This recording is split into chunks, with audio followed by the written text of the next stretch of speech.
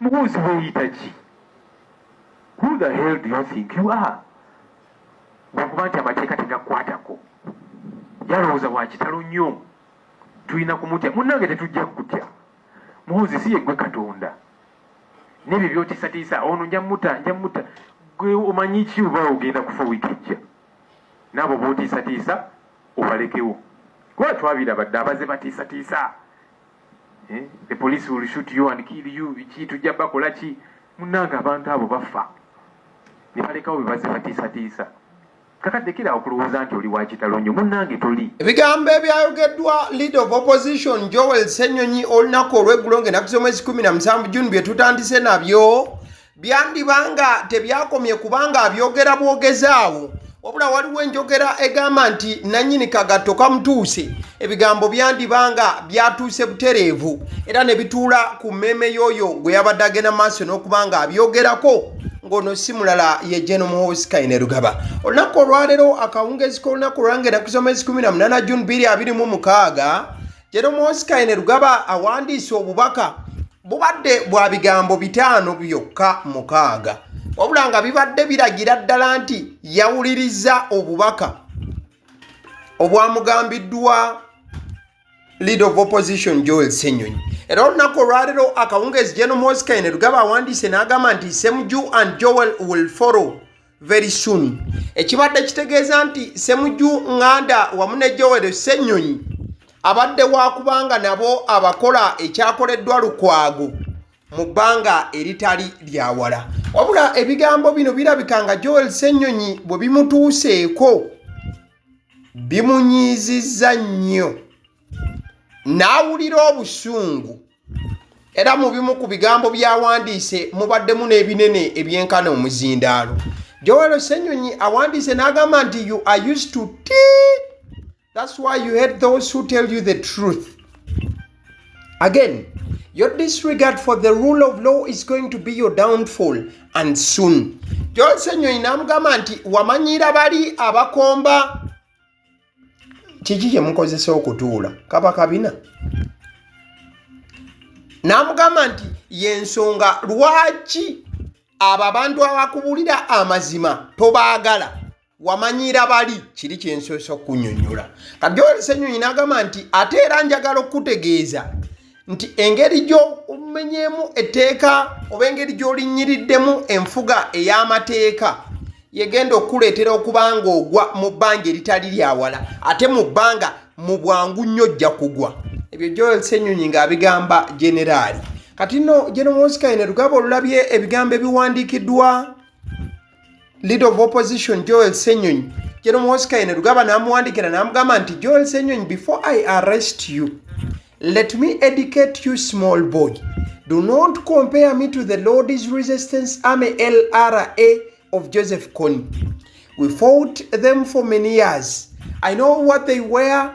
If I was LRA, you would not own your tea today. Nagamba buli kigambo kyolaba nsiizeeko langi n'enkikweka kiba kiwemula oba si kyo kiba kigambo nga kya bukaawu nnyo ng'omukutu guno kwenkuweerereza ogwa YouTube tegusobola kubanga gukikkiriza nze nkibaweereze wabula ate mu lulimi Oluganda ngezaako okubanga kinnyonnyola. Kati Gen. Muhoozi Kainerugaba n'amugamba Joel Ssenyonyi nga sinnaba kukukwata leka nsooke kusomesa mulenzi muto tongeraageranya ku ggye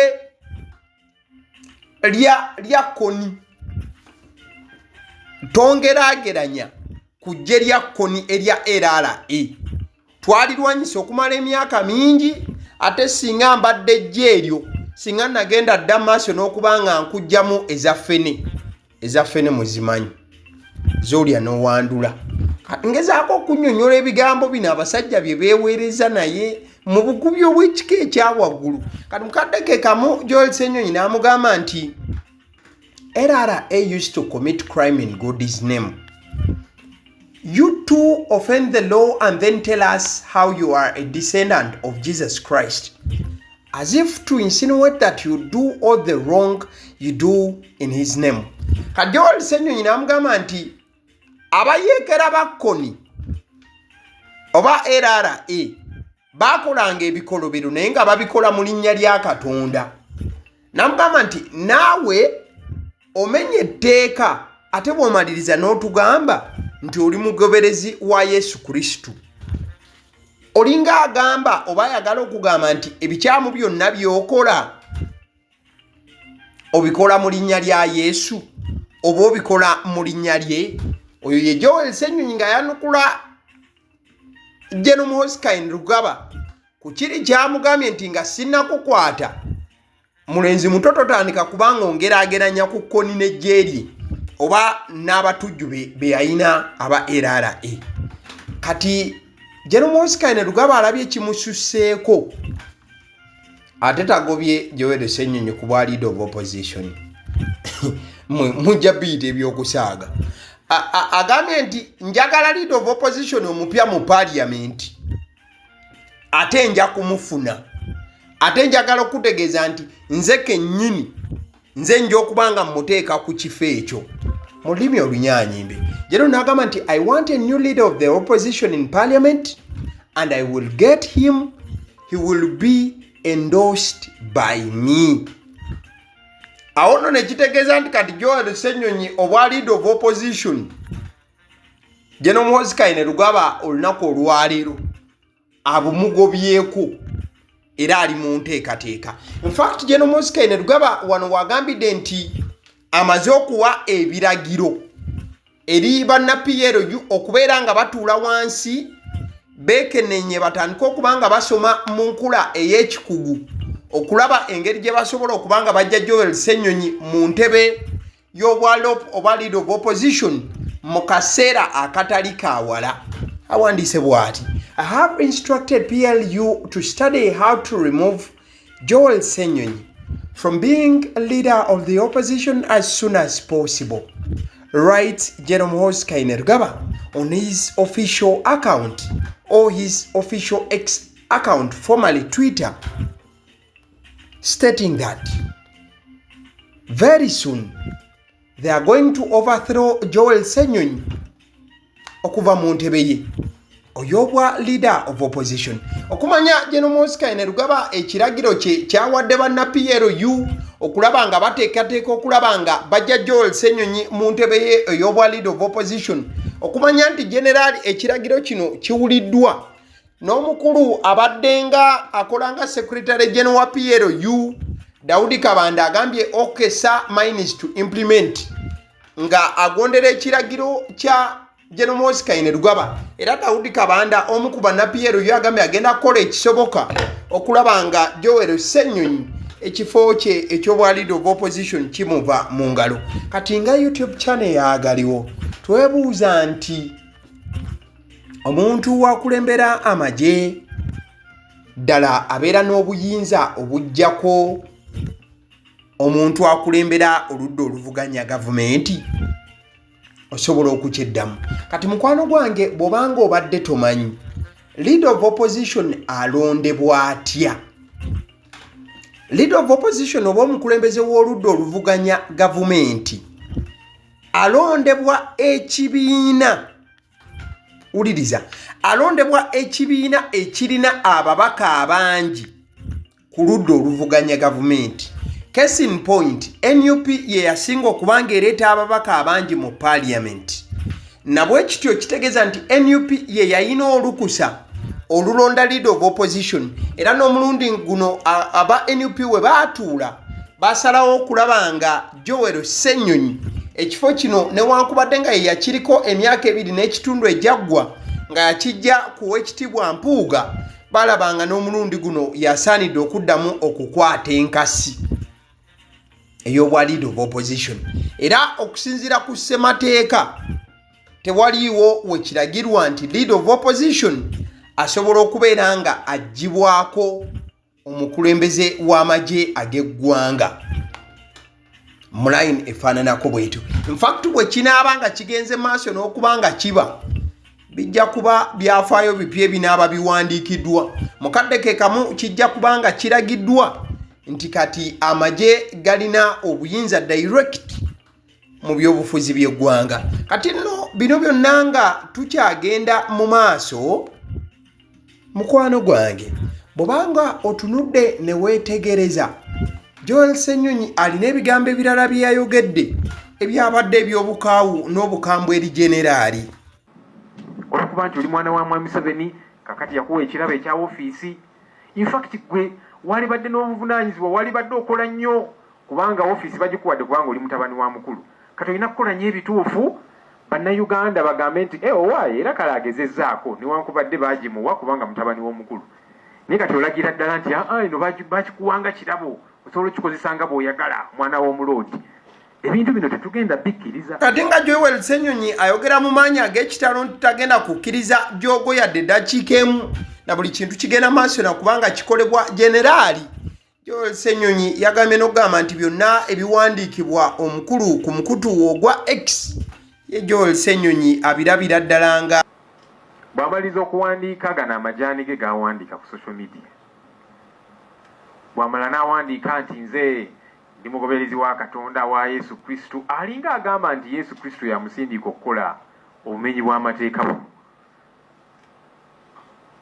anzijukiza LRA Lord's Resistance Army bagamba nti Katonda yabatumye okusalako amatu g'abantu n'ebirala tulaba abantu bangi mu nsi yonna nga batta mu linnya lya Katonda kakati n'ono kaggwa ensonyi byagezaako okulaga nti ye byakola abikola mu linnya lya Katonda natta abantu n'atulugunya abantu n'abawamba tagoberera mateeka wakati nga Joel Ssenyonyi yemulugunya ku butakozesa mateeka obwa generaali yavuddeyo n'atunuulira abantu naddala abali ku sayidi ya General Muhoozi Kainerugaba ba MPs ab'enjawulo mukadde ke kamu n'okwogera ku ba members aba PLU ekisinde ekitwalibwa Geno ng'agamba nti bano lwaki bafuuka kyesirikidde obutagenda mu maaso nakubanga bavaayo alisa okubaako okuwabula okw'enjawulo kwe basobola okubanga bakola naddala mu line eya bino byonna ebigenda mu maaso tabi abakulembeze abamu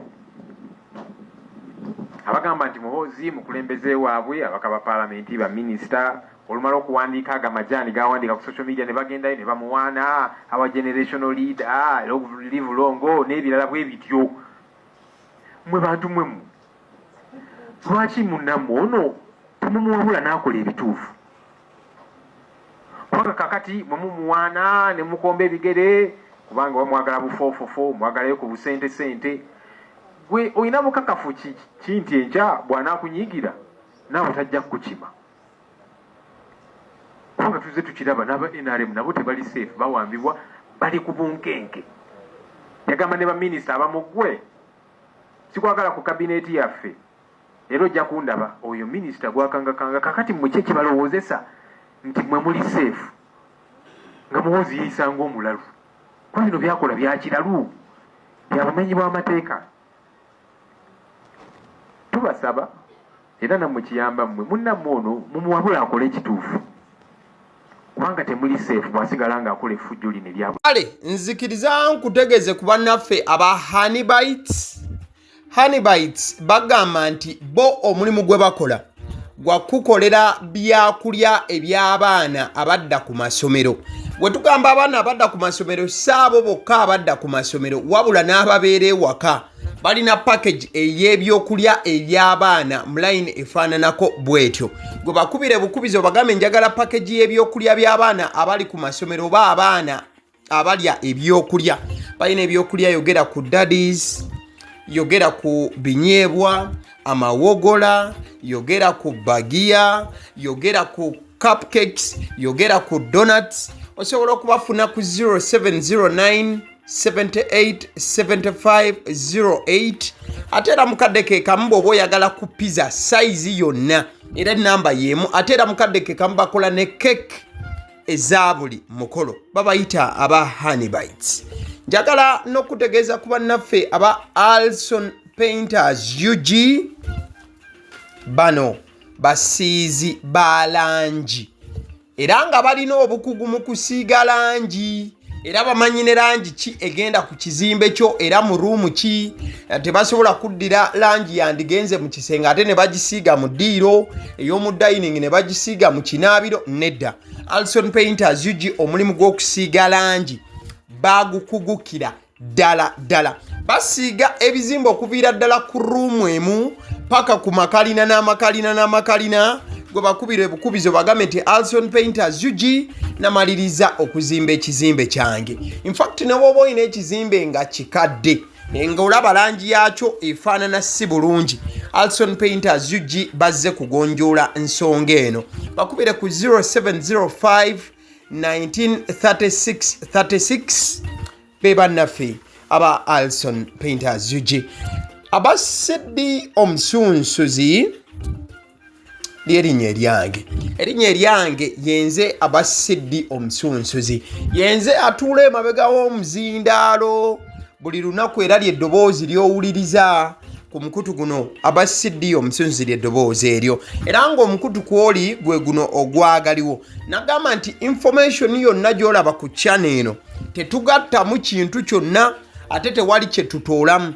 Information nga bw'eba eyingiddewo ffe bwe tugikwata ne tugikuwa, kati gwe omulabi n'osalawo ki eky'okukozesa information eyo. Kati ky'ogenda okukola mukwano gwange bw'oba omaliriza okulaba vidiyo eno, likinga, commentinga ki ky'olowooza, mukadde ke kamu subscribinga bw'oba nga omukutu guno oli mupya, ate era mukadde ke kamu sharingira mikwano gyo girabe vidiyo eno ate ne videos endala ku mukutu guno. Agaliwo YouTube channel, mwebale kutulaba.